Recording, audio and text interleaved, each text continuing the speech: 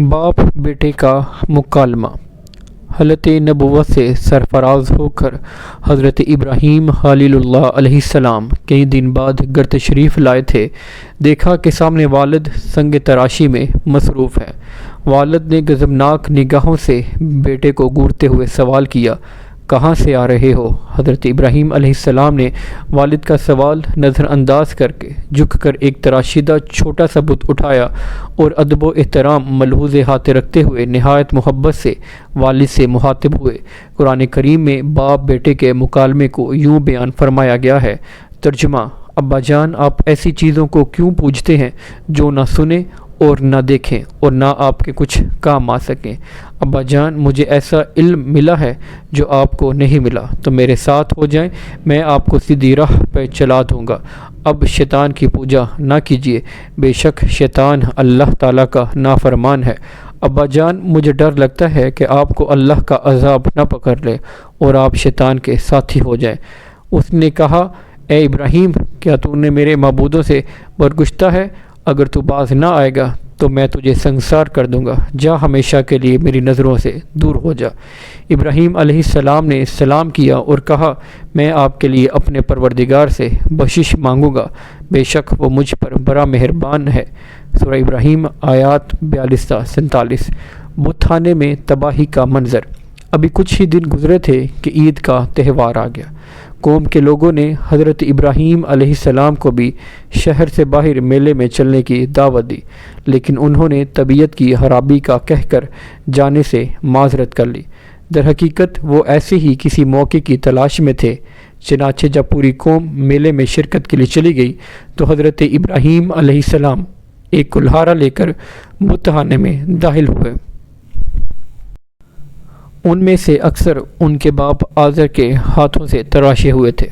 حضرت ابراہیم علیہ السلام نے تمام بتوں کو توڑ ڈالا اور آخر میں کلہاڑا بڑے بت کے کاندھے پر لٹکا دیا اور اپنے گھر آ گئے۔ شام کو جب قوم میلے سے واپس آئی تو بت خانے میں تباہی کا منظر ان کا منتظر تھا۔ قرآن کریم میں اس حوالے سے فرمایا گیا، ترجمہ: کہنے لگے، ہمارے معبودوں کے ساتھ یہ سلوک کس نے کیا؟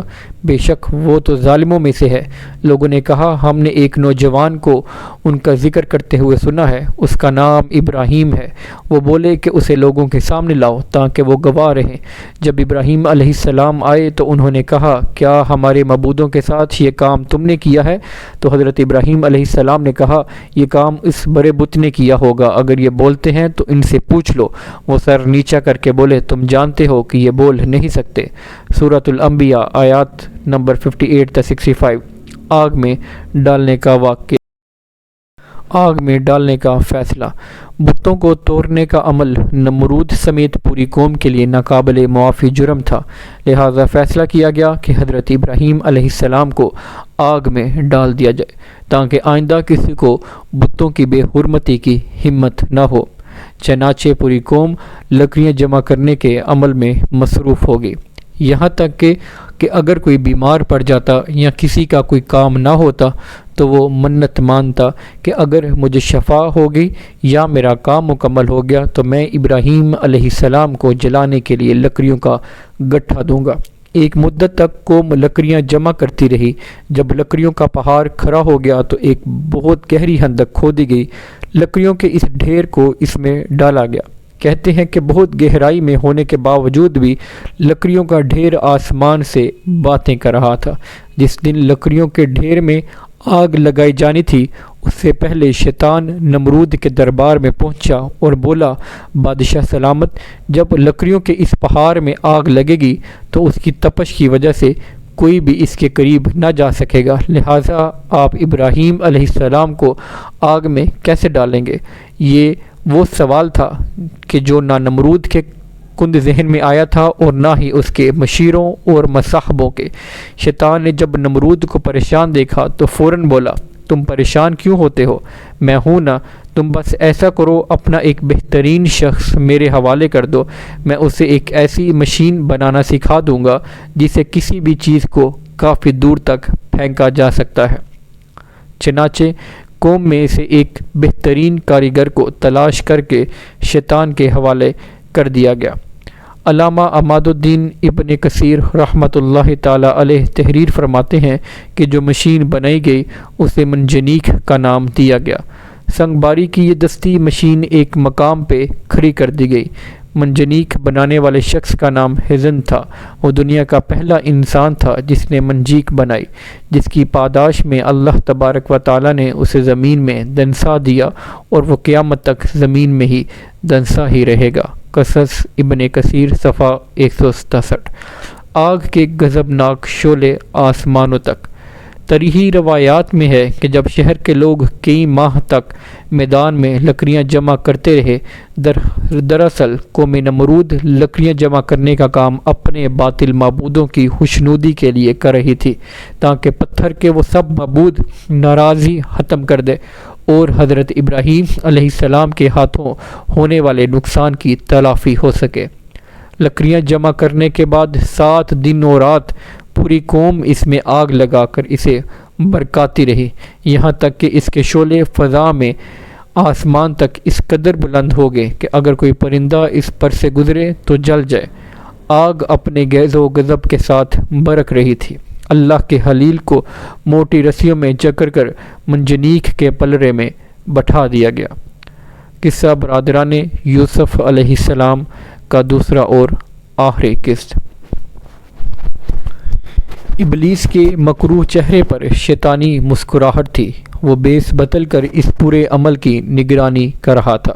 جس وقت پیغمبر خدا منجنیق کے ذریعے آگ کے اس خوفناک سمندر میں ڈالے جانے والے تھے، اس وقت ملائکہ سمیت زمین و آسمان کی سب مخلوقات چیخ اٹھیں کہ یا رب، تیرے خلیل پر کیا قیامت گزر رہی ہے۔ رب تعالیٰ نے فرمایا، جاؤ، اگر مدد کر سکتے ہو تو کرو۔ فرشتوں نے مدد کرنے کے لیے حضرت ابراہیم علیہ السلام سے اجازت چاہی تو آپ علیہ السلام نے فرمایا، میرے لیے اللہ کافی ہے اور میرا حال دیکھ رہا ہے۔ حضرت جبرائیل امین علیہ السلام نے عرض کیا، آپ کو مجھ سے کسی قسم کی مدد کی حاجت ہے تو حکم کریں، میں حاضر ہوں۔ فرمایا، حاجت تو ہے مگر آپ کی طرف سے نہیں بلکہ اپنے رب کی طرف سے۔ قصص الانبیاء مولانا مفتی محمد شفیع صفحہ 175۔ حسبنا اللہ و نعم الوکیل۔ علامہ ابن کثیر رحمۃ اللہ تعالی علیہ تحریر فرماتے ہیں کہ جب مشرکین حضرت ابراہیم علیہ السلام کو منجنیق میں بٹھانے لگے تو اس وقت حضرت ابراہیم علیہ السلام اس دعا کو ورد زبان بنائے ہوئے تھے، لا الہ الا انت سبحانک رب العالمین لک الحمد ولک الملک لا شریک لک۔ حضرت امام بخاری نے حضرت امام ابن عباس سے روایت کی ہے کہ حضرت ابراہیم علیہ السلام کو آگ میں پھینکا گیا تو انہوں نے کہا، حسبنا اللہ و نعم الوکیل، ترجمہ ہمیں اللہ ہی کافی ہے اور وہ بہترین کارساز ہے۔ حضرت ابو ہریرہ رضی اللہ تعالی عنہ سے مروی ہے کہ رسول اللہ اکرم صلی اللہ علیہ وآلہ وسلم نے فرمایا کہ حضرت ابراہیم علیہ السلام کو آگ میں ڈالا گیا تو انہوں نے کہا، اے میرے اللہ، تو آسمان میں تنہا ہے اور زمین میں تیری عبادت کرنے والا تنہا ہے۔ جب آتش نمرود گلو گلزار ہو گئی، ارشاد باری تعالیٰ ہے، اور ہم نے حکم دیا، اے آگ ٹھنڈی پڑ جا اور ابراہیم علیہ السلام کے لیے سلامتی والی بن جا۔ سورۃ الانبیاء آیت نمبر 69۔ علماء فرماتے ہیں کہ اگر اللہ تعالیٰ ٹھنڈی کے ساتھ سلامتی والے نہ کہتا تو اس آگ کی ٹھنڈک حضرت ابراہیم علیہ السلام کے لیے ناقابل برداشت ہوتی۔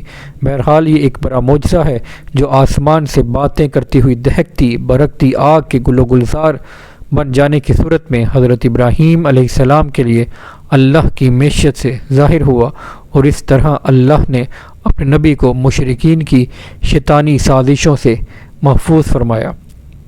علامہ ابن کثیر قصص الانبیاء میں تحریر کرتے ہیں کہ ابن عباس اور سعید بن مسیب سے مروی ہے کہ جس وقت حضرت ابراہیم علیہ السلام کو آگ کے سپرد کیا جا رہا تھا، اس وقت بارش برسانے والا فرشتہ سخت اضطراب اور پریشانی کے عالم میں کہہ رہا تھا کہ کب مجھے حکم ملے گا اور میں موسلا دھار بارش برساؤں، لیکن اللہ کا حکم اس کی سوچ سے بھی زیادہ برق رفتار تھا اور اللہ نے خود ہی آگ کو حکم فرما دیا تھا۔ ان نازک لمحات میں حضرت جبرائیل علیہ السلام ان کے ساتھ تھے اور آپ کی جبین اطہر پیشانی سے پسینہ پونچھ رہے تھے۔ اس پسینے کے علاوہ کوئی اور تکلیف آپ ابراہیم علیہ السلام کو نہیں پہنچی۔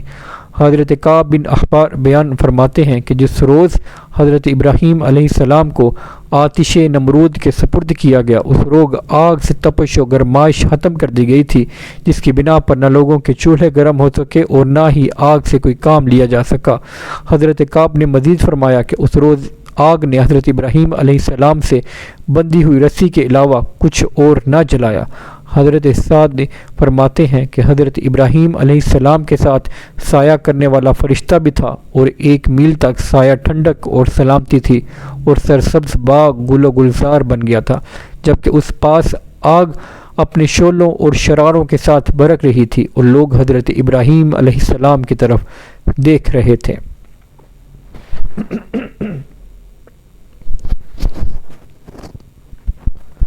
آگ میں رہنے کی مدت۔ حضرت ابراہیم علیہ السلام کو جب آگ میں ڈالا گیا تو آپ کی عمر 16 یا 20 سال تھی۔ آپ علیہ السلام کتنی مدت تک آگ میں رہے، اس سلسلے میں 3 اقوال ہیں۔ پہلا، بعض مفسرین کہتے ہیں کہ آپ 7 دن تک آگ میں رہے۔ نمبر 2، بعض نے تحریر کیا ہے کہ 40 دن رہے، اور بعض کے مطابق 50 دن تک آگ میں رہے۔ واللہ عالم۔ قرآن کریم میں آتش نمرود کے جس میں اللہ کے نبی حضرت ابراہیم علیہ السلام کو ڈالا گیا تھا، اس کا 4 مقامات پر ذکر آیا ہے۔ قرآن کریم کی 21ویں سورت سورۃ الانبیاء کی آیات 69 68 میں، سورۃ العنکبوت 24ویں اور 37ویں آیات میں، سورۃ الصافات کی آیت 97 میں چھپکلی کو مارنے کا حکم۔ حضرت فاقہ بن مغیرہ کی آزاد کردہ لونڈی صاحبہ سے روایت ہے کہ سیدہ عائشہ صدیقہ کے پاس ایک نیزہ ہوا کرتا تھا۔ میں نے ان سے پوچھا کہ آپ اس سے کیا کام لیتی ہیں؟ فرمایا کہ ہم اس سے چھپکلیاں مارتے ہیں، کیونکہ ہمیں اللہ کے نبی حضور پاک صلی اللہ علیہ وآلہ وسلم نے بتایا ہے کہ جب حضرت ابراہیم علیہ السلام کو آگ میں ڈالا گیا تو زمین کے سب جانور آگ بجھانے میں مصروف تھے سوائے چھپکلی کے۔ وہ آگ تیز کرنے کے لیے پھونکے مار رہی تھی، چنانچہ رسول اکرم صلی اللہ علیہ وآلہ وسلم نے اسے مارنے کا حکم دیا ہے۔